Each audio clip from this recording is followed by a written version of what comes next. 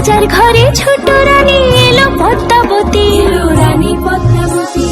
রাজার আরো 6টি রানীর ছিল না সন্তান, পদ্মাবতীর কোলালোতে মিলল সমাধান। বছর যেতে জন্ম নিল 7 ছেলে 1 মেয়ে, হয় খুশির আকাশ হঠাৎ কালো মেঘে গেল ছেয়ে।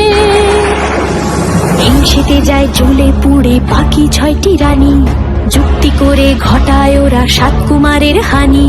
সুযোগ মতো 7 ছেলেকে মাটিতে দেয় পুঁতে, বাঁচে একা পারুল, ওরা পায় না তাকে ছুতে। ধাইমা বাজায় সেই মেয়েকে বড় করে তোলে, 7 ভাইকে পায় যে পারুল 7টি চাপা ফুলে। এত কিছুর পরেও রাজার বিপদ যে কাটে না, সূর্য নগরে সুখের সূর্য আর ওঠে না। হিংসা বিবাদ বিচ্ছেদ আর প্রেমের কাহিনীতে পারুল বোন কি পারবে 7 ভাই বাবাকে জাগাতে।